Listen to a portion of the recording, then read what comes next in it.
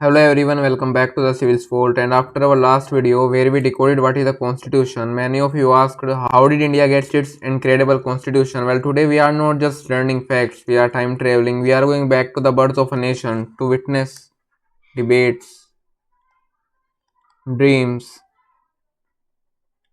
and the dedication that forged the supreme law for land. This is not just history, it is the foundation of everything we are as a democracy. Get ready because the story of the making of the Indian Constitution is more thrilling than you think and absolutely crucial for your UPSC journey. So let's dive in.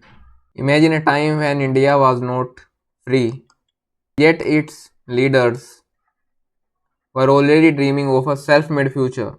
The idea for Indians to frame their own constitution was not born overnight. So the first spark was ignited by M.N. Roy, a pioneer of communist movement in India. He formally proposed the idea of a Constituent Assembly, and into its progress in the year 1935, Indian National Congress officially demanded a Constituent Assembly to frame India's constitution. This was a clear message to the British that we want to write our own rules. And also in the year 1940, when British was entangled in the World War II, finally acknowledged the demand for a Constituent Assembly, but with some certain conditions. So this event is known as August Offer. After this, in the year 1942, Sir Stafford Cripps came with a proposal that offered a Constituent Assembly after the war, but it was rejected by the Indian leaders because it didn't offer immediate independence and had provisions for princess states to opt out. This was also known as the Cripps Mission,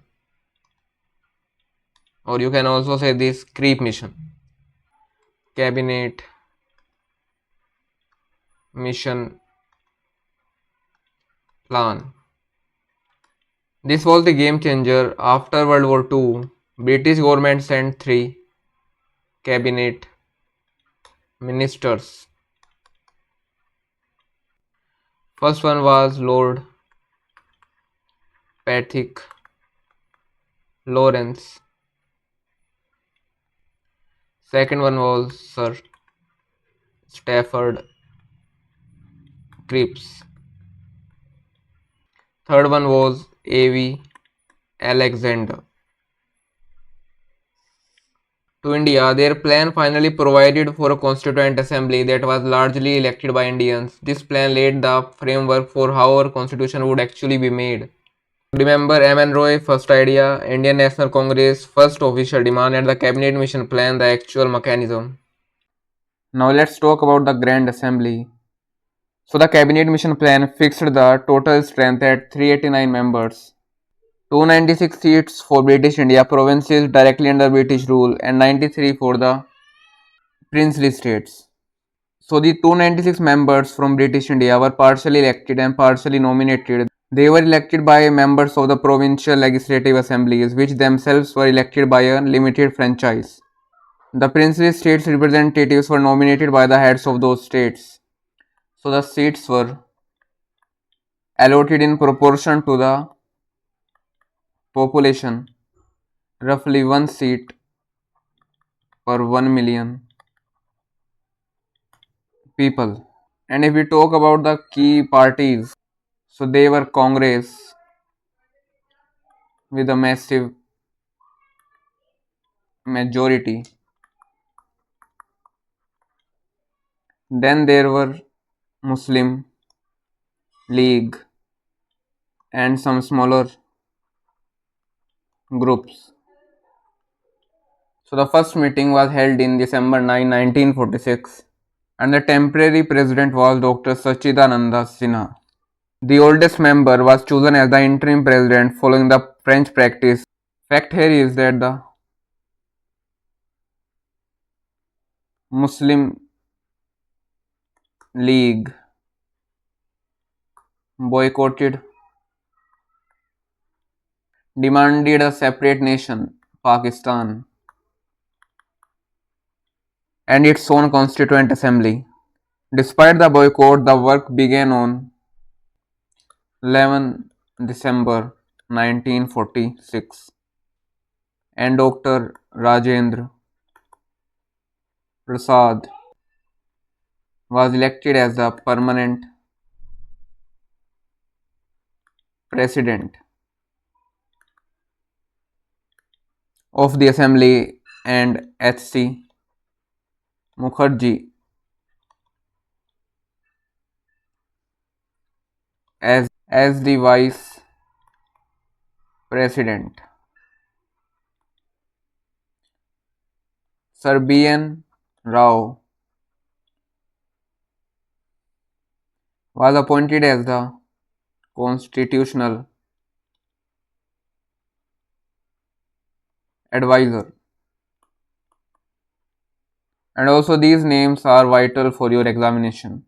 And as we all know that every great endeavor needs a guiding philosophy, a blueprint for its vision, for our constitution that was objective resolution. This was presented by the Jawaharlal Nehru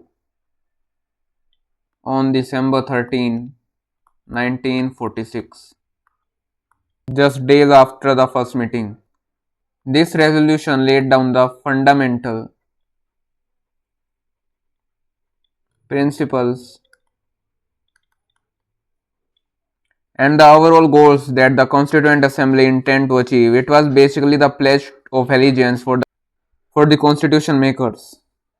So let's discuss some key points of this resolution. India was declared as an independent, sovereign republic. Second one is guaranteed justice, equality, and freedom for all. Third one is adequate safeguards for minorities, backward and tribal areas and depressed classes. Another one is maintain the integrity of the territory of Republic of India and its sovereign rights on land,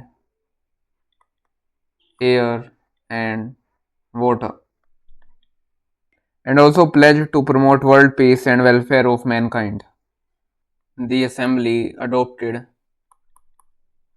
this resolution unanimously on January 22, 1947. And guess what? The preamble of our constitution is a modified version of this very objective resolution. So understanding this is key to understanding our preamble. And there is one of the most famous quote by Jawaharlal Nehru. You can read it from here. And the word her represents India as Mother India. We will discuss the further part of making of Constitution of India in the second part of this video, and I think that's enough for today. Thanks for watching.